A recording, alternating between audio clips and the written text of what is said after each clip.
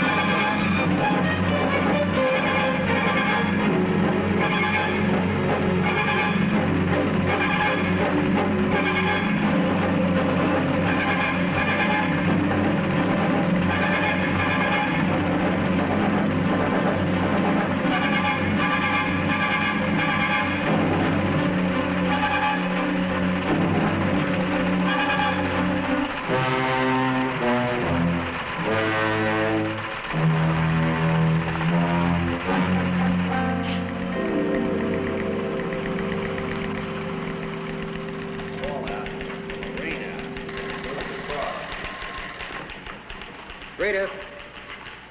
Louisville, 740 Zebra, thanks. 5 megaton producer. The USA, almost 3.5 million square miles. And at the other end of our scale of size, tiny dust-like particles. They too have a name, and the name is fallout, radioactive fallout. A large-scale nuclear attack on the United States could produce a patchwork pattern of fallout covering 2/3 of the nation, more than 2 million square miles in a single day.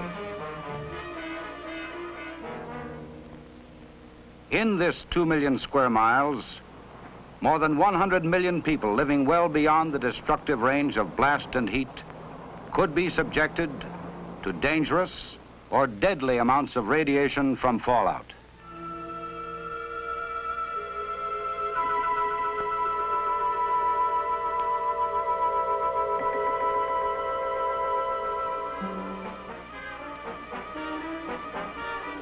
Carried upward 15 miles or more by the mushroom cloud, spread laterally by shifting winds at all altitudes, fallout from a single thermonuclear blast could severely contaminate a 60-mile strip downwind from ground zero, 1,200 square miles within an hour of explosion, 4,000 square miles in 6 hours. All of us, even in small towns and on farms, live within fallout range of a likely target. Furthermore, since these targets are often only a few hundred miles apart, fallout patterns can overlap, intensifying the danger. How do we know all this? From practical experience.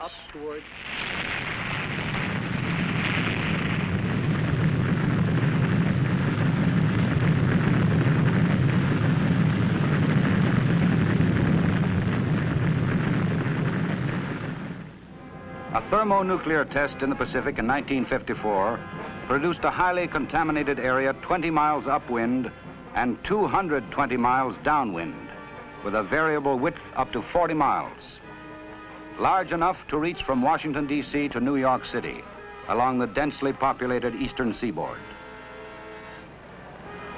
In this 7,000 square mile area, there would be enough radioactivity to threaten seriously the lives of all who failed to take shelter before fallout arrived. Let's look at it in another way. Let's assume that industrial St. Louis were hit by a weapon with the explosive equivalent of millions of tons of TNT. Depending on winds, fallout could extend 40 miles into southwest Illinois in an hour, to Terre Haute, Indiana, 150 miles to the east in 7 hours, and to Wheeling, West Virginia, another 325 miles within 24 hours. Total drift, more than 500 miles.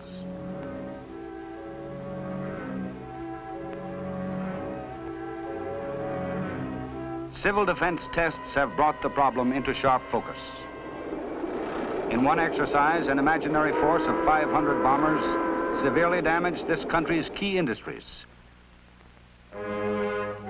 Yet effects from fallout posed a more serious threat to the nation's survival than did the devastating but more localized effects of blast and heat. Let's examine some of the problems. Although most sources of water are located well outside of big cities, the wide drift of fallout could cause serious contamination of our surface water supplies. Fallout from a nuclear attack could gravely affect the nation's agriculture. Food supplies in fields or in open storage could become dangerously contaminated. Possibly they could be recovered for later use. But what about future harvests? They too could be dangerous if grown in seriously contaminated soil. Cattle, horses, and sheep might have to be kept out of pastures for a long time.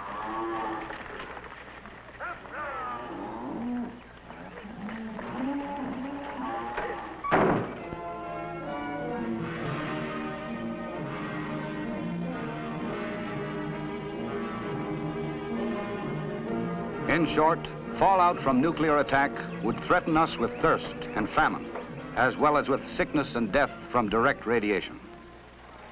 That is why our survival as a nation can depend on how well we prepare to defend ourselves against radioactive fallout. And there is a defense against fallout. Before we examine our radiological defense programs, let's take a look at the basis of the problem. As every youngster learns today, there is nothing new or mysterious about radiation. A Roentgen, which we call an R, is a standard unit for measuring radiation. In an average lifetime, a human being is exposed to perhaps a dozen Roentgens. This exposure comes from natural radioactive elements in the earth and cosmic rays from outer space. The human body withstands continued exposure to small radiation doses. It is when the rate of delivery is high, or the total dose in a short period is large, that recovery cannot keep pace with damage. Exposure of the whole body in a short time to 600 or more Roentgens of radiation will almost certainly be fatal. People receiving 200 Roentgens or more in a short period of time will get radiation sickness. Those receiving 600 or more in a short period of time will die. For your protection, shelter is the answer, since highly dangerous doses can be produced by fallout radiation. This is what happens. 3, 2, 1. Fire! About 85% of a nuclear weapon's energy results in light, heat, and blast.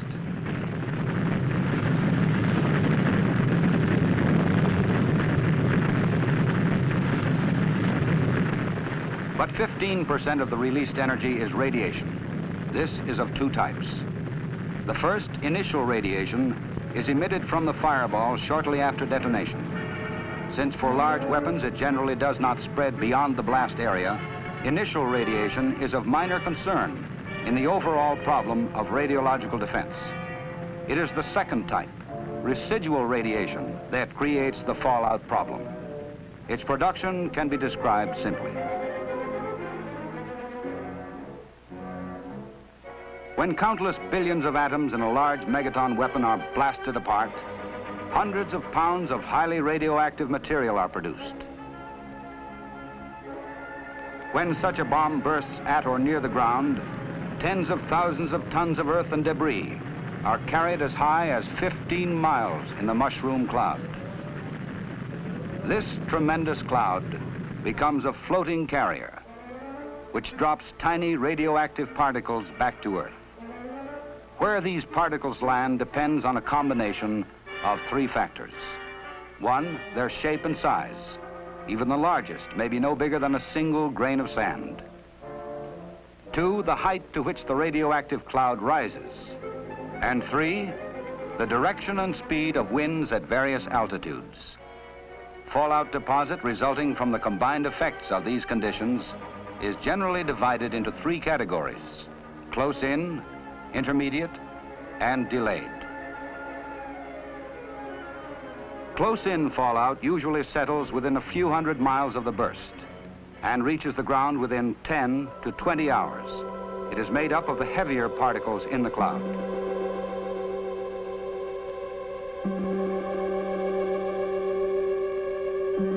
Intermediate fallout descends within a few weeks of the detonation. Since the particles are small, they remain in the air for weeks, covering many thousands of square miles. Sometimes they are driven to Earth by rain or snow. Delayed fallout is composed of very small particles that may drift completely around the Earth several times and may not descend for months or years. Radiological defense personnel, RADEF personnel for short, are primarily concerned with close-in fallout. As you can see, close-in fallout is our real problem in radiological defense.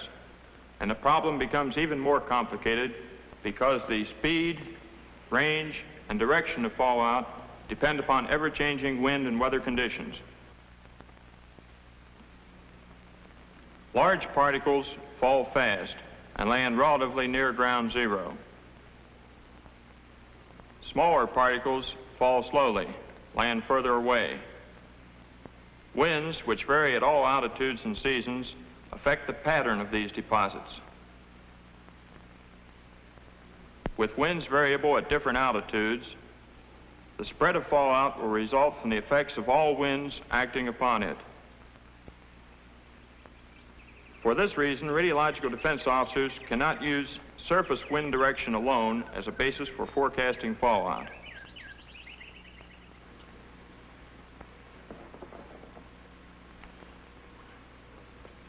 Radioactive materials decay with time.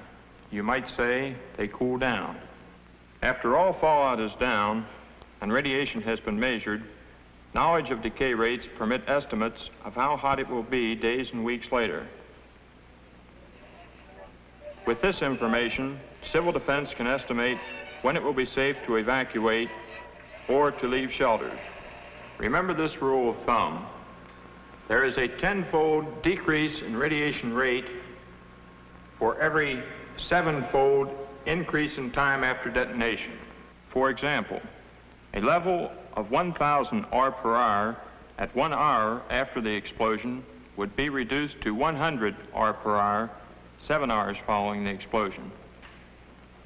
At 7 times 7 hours, or in 2 days, the level would be down to 10 R per hour.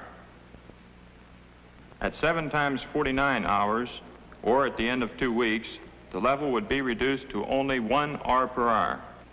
But remember, until decay reduces radiation to tolerable levels, there are only 2 safeguards against it: distance, that is evacuation to safe areas, or mass,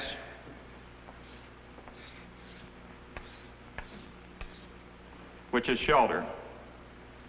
Underground shelters covered by at least 3 feet of earth, or basement shelters of the types recommended by civil defense, will give substantial protection.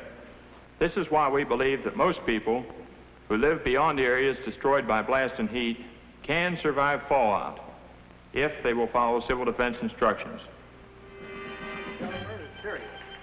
As serious as fallout is, we can cope with it through action as individuals and through an effective radiological defense program.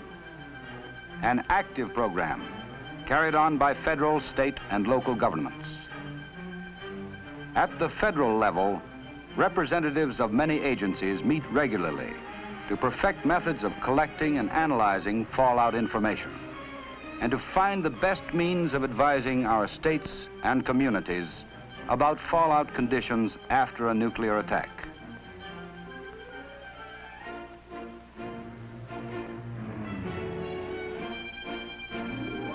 An important part of the radiological defense program is a series of monitoring networks stretching across the country. A combined system of federal, state, and local stations, thousands in all, which will gather information on radiation levels as soon as fallout begins to spread downwind.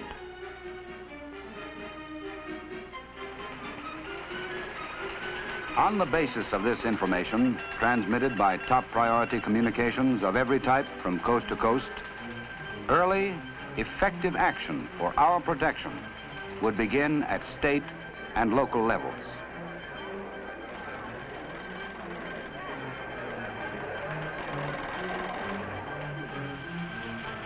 In some cases, evacuation.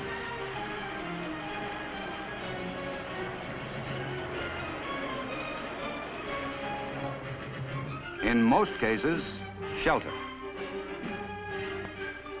The federal monitoring network at Weather Bureau stations, Federal Aviation Agency sites, Department of Defense Air Weather Service units, and other government organizations operates on a round-the-clock basis.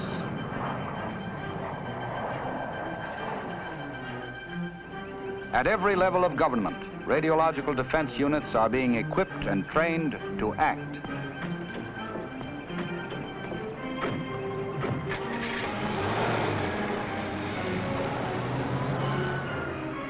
Fallout forecasts, issued several times daily by Weather Bureau stations, will be useful in estimating local fallout areas if we are attacked.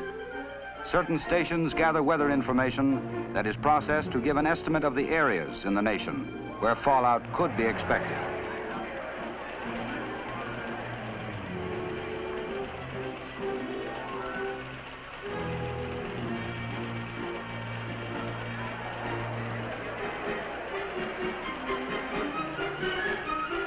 Sent over a vast teletype network to civil defense and other offices throughout the nation, the coded information is charted on maps to show sections threatened by fallout. Lines on the map show where and when the fallout is likely to arrive. At all civil defense regional offices, radiological defense personnel help state RADEF staffs in their regions. Regional officers arrange for the distribution of training kits, supervise the contribution of federal funds to state RADEF work, set up RADEF training in their regions, and coordinate RADEF activities of all federal agencies in the region. This is important enough to have sufficient copies made both correct. Midwest eastern because of rain out increasing radiation is tested here in Alpine and western Kentucky. After an attack, the regional RADEF staff will collect, analyze, and evaluate all fallout information received from the states, and will coordinate the flow of information to and from federal and state control points.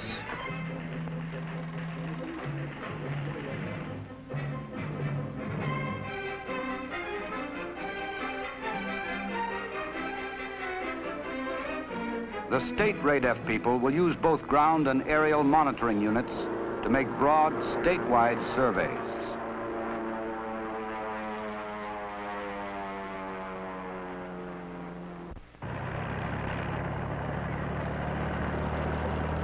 Entire highway systems and key transportation routes, major industrial and supply sites, as well as urban and rural areas, will be checked as rapidly as personnel safety permits.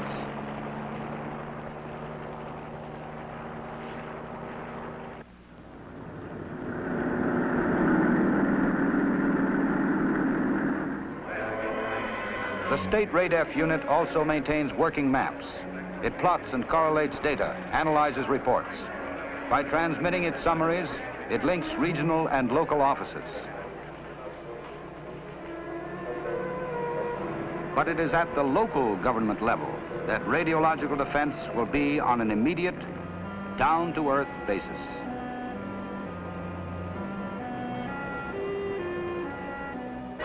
Local RADEF will perfect and test detailed plans for operations. Keep all equipment in readiness condition. Train and rehearse operating crews so they too will be ready. It will set up communications between its units and for liaison with state RADEF organizations. When an attack warning sounds, local survival plans go into effect.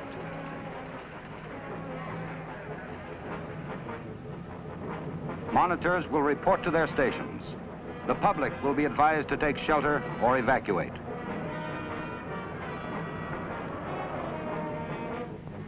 After attack, first reports of radiation measurements will come from sheltered monitoring stations. As soon as radiation levels permit, police, firemen, highway maintenance men, conservation officers, everyone trained to use survey meters will begin the vital work of getting detailed data to control centers.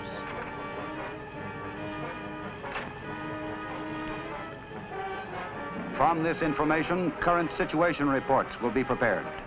Using these reports, RADEF officers can answer urgent questions raised by local authorities. Can short survival missions be undertaken? Is our water safe? What roads are safe?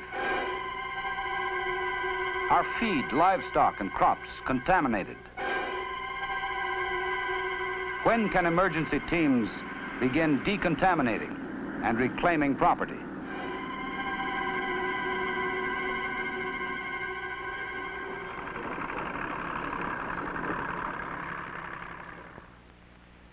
When will radiation die down enough to make it safe for people to leave shelters for brief periods and for utilities to be put back into service?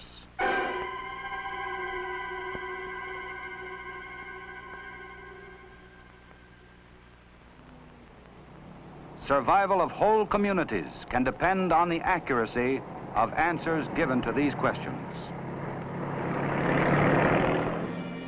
Local RADEF plans also cover places where people work.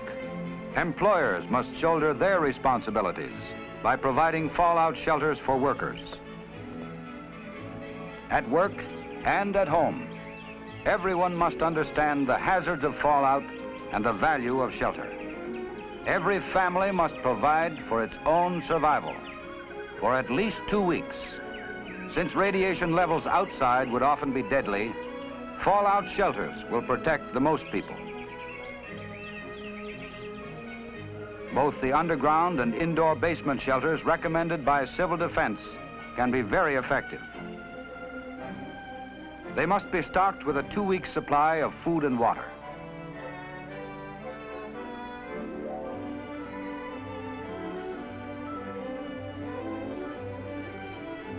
First aid supplies, flashlights, and a battery radio with Conelrad frequencies 640 and 1240 clearly marked on the dial should be included.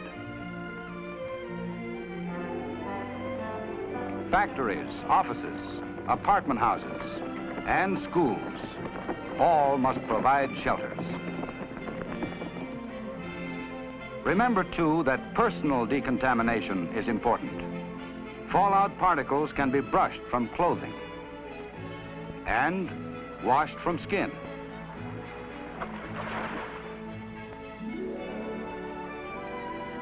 All in all, a big program. Some of it in being, some under development.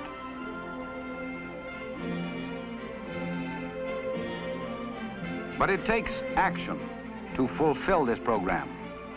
Radiological defense training is being expanded. First priority, train more instructors. At 3 national centers, in classrooms, on calibration ranges, learning theory and practice, more than 2,000 adult students each year are taking basic or advanced courses. Courses that will qualify them to instruct classes back home. A total of 600,000 monitors must be trained to make radiological defense effective in every community.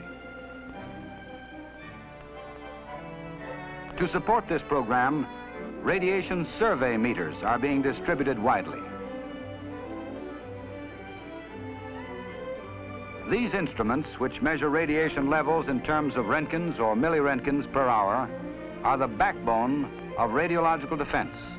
In addition to survey meters, dosimeters, instruments which measure total doses of radiation, are being distributed to the states and federal agencies.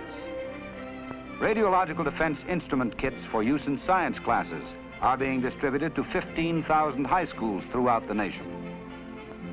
With the aid of this equipment, our young people will acquire a better understanding of radiation and will be better prepared to contribute to the nation's RADEF effort.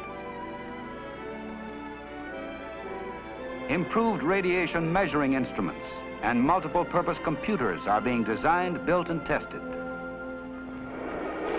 An intensive public education program to tell the American people about radioactive fallout and shelter is underway. For it is an informed public that will mean the difference between success and failure in meeting this threat. Informed people in homes and factories and offices must know their personal responsibilities for shelter and protection. Informed officials at all levels of government, from Washington, D.C. to the smallest town council, must understand the RADEF program and help make it work if the people of the nation are to survive.